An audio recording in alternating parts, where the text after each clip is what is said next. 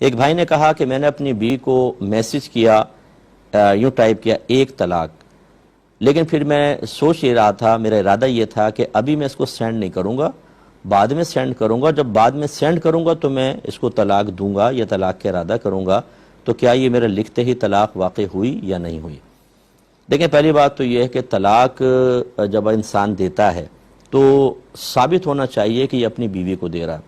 تو یا تو وہ اپنی بیوی کو اشارہ کر کے کہے کہ تجھے طلاق، یا نام جیسے شاہدہ ہے تو شاہدہ کو طلاق، یا تجھے طلاق یوں کہہ کر وہ کرے، یا میری بیوی کو طلاق، اس طرح الفاظ ہونے چاہیے۔ اور اگر ان میں سے کچھ بھی نہ ہو، جیسے یہاں کہ صرف 1 طلاق یوں کیا، تو پھر ہم اگر شوہر سے پوچھیں گے کہ یہ کس کو دینے کا ارادہ ہے، وہ اقرار کر لے کہ ہاں میں نے بیوی کو دینے کا ارادہ کیا ہے، تو طلاق واقع ہوتی ہے۔ ایک تو میں نے اس لیے وضاحت کر دی کہ اس میں بظاہر نسبت نہیں ہے،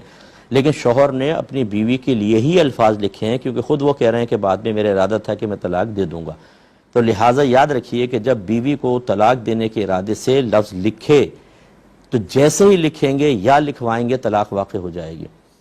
اب ہمارے یہاں خرابی ہوتا ہے کہ ہم دین سیکھتے نہیں ہیں۔ بہت ہی کم ایسے ہوں گے جو مجھے بھائی بہن سن رہے ہیں جو میرڈ ہیں کہ آپ نے شادی سے پہلے حقوق زوجین کورس کیا ہو، طلاق کے مسائل سیکھے ہوں۔ کتنی مرتبہ شوہر غصے میں آ کر الفاظ ادا کرتے ہیں، اس سے نکاح ختم ہو جاتا ہے، لیکن پتہ ہی نہیں 20 سال سے ساتھ رہ رہے ہیں، گناہ ہو رہا ہے گھر کے اندر، بے برکتیاں اسی وجہ سے پیدا ہو رہی ہیں، لیکن پتہ ہی نہیں تھا، کیونکہ پتہ ہی نہیں ہے، معلوم ہی نہیں ہے کن چیزوں سے نکاح ٹوٹتا ہے، کن سے نہیں ٹوٹتا ہے، سیکھا ہی نہیں ہے۔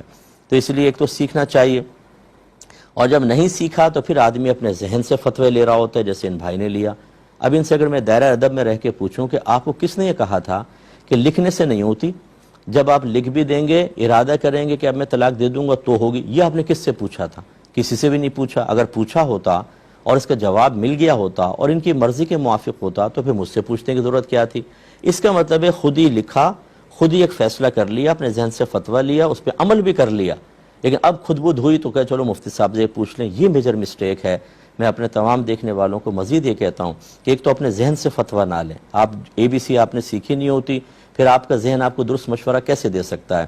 دوسری بات یہ ہے کہ طلاق جیسے سینسٹیو مسئلے کے لیے ہمارا کلپ بھی آپ سنیں نا، اس سے بھی نتیجہ نہ نکالیں جب تک کہ تصدیق نہ کر لیں، کیونکہ ہو سکتا ہے کہ ہم اگر کوئی بات سمجھا رہے ہیں وہ کسی اور مسئلے کے تحت ہو، آپ اسے اپنا مسئلہ سمجھ کر اس سے نتیجہ نکالیں، کیونکہ ذرا سی نوعیت بدلتی ہے، حکم بدل جاتا ہے، تو بھی آپ مسٹیک کریں گے۔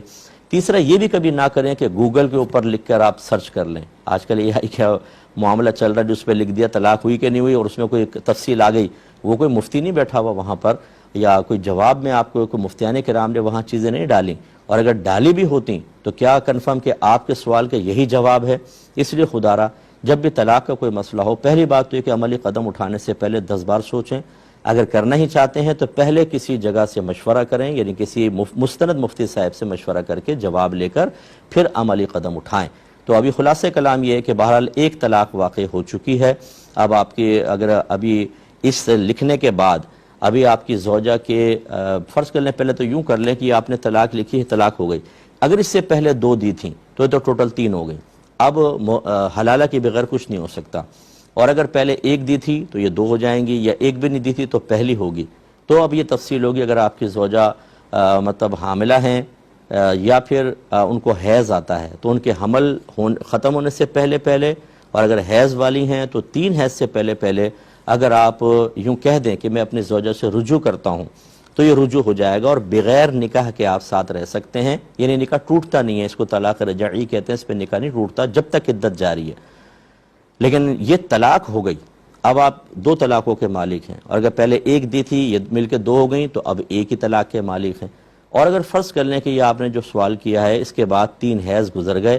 یا اگر آپ کی زوجہ حاملہ تھیں تو بچہ پیدا ہو گیا تو عدت گزر گئی، اب اگر آپ بیوی سے دوبارہ رجوع کرنا چاہتے ہیں تو جدید نکاح کرنا پڑے گا اور نیا مہر مقرر ہوگا، ورنہ آپ رجوع نہیں کر سکتے۔ امید ہے کہ آپ بات سمجھ گئے ہوں گے۔